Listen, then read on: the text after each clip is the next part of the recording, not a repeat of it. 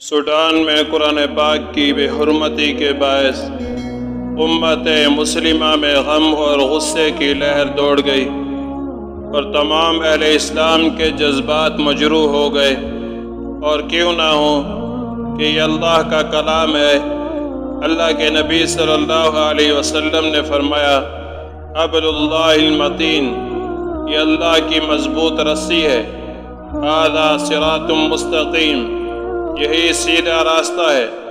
فیہ نبأ ما قبلکم وخبر ما بعدکم، اس میں تمہارے اولین اور آخرین کی تاریخ درج ہے۔ وحکم ما بینکم وہو الفصل لیس بالہزل، یہ تمہارے درمیان فیصلہ کرنے والی اور اس میں تمام حقائق بیان کیے گئے ہیں۔ لا تنقضی عجائبہ، اس کے عجائبات کبھی ختم نہیں ہوں گے۔ لا تشبع منہ العلماء، ساری دنیا کے علماء مل جائیں، اس کے علوم اور معارف کا احاطہ نہیں کر سکتے۔ من ترکہ من جبار قسمہ اللہ، جو قرآن کو چھوڑے گا اللہ اسے ٹکڑے ٹکڑے کرے گا۔ ومن ابتغى الہدی فی غیرہ اضلہ اللہ، جو قرآن کے علاوہ ہدایت تلاش کرے گا اللہ جل شانہ اسے گمراہ کر دیں گے۔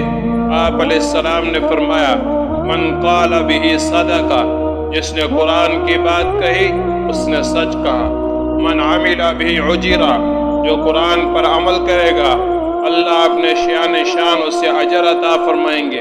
من دعا الیہ ہدی الی صراط مستقیم، جس نے قرآن کی طرف لوگوں کو بلایا وہ صحیح راستے پر لوگوں کو بلانے والا ہے۔ من حکم بہ عدل، جس نے قرآن کے مطابق فیصلہ کیا وہ عدل و انصاف کرنے والا ہے۔ قرآن کی بے حرمتی کی جا رہی ہے، کہاں گئے وہ عدل و انصاف کے علمبردار اور تہذیب و تمدن کا درس دینے والے کہ جب اہل باطل مسلمانوں کی کسی مذہبی شخصیت یا مذہبی شعار کی بے حرمتی کرتے ہیں تو یہ ایسے خاموش ہوتے ہیں جیسے انہیں سانپ سونگھ گیا ہو، اور جب اہل اسلام ظلم کے خلاف احتجاج کرتے ہیں تو انہیں شر پسند اور دہشت گرد کہہ کر امن و سکون کا درس دیا جاتا ہے۔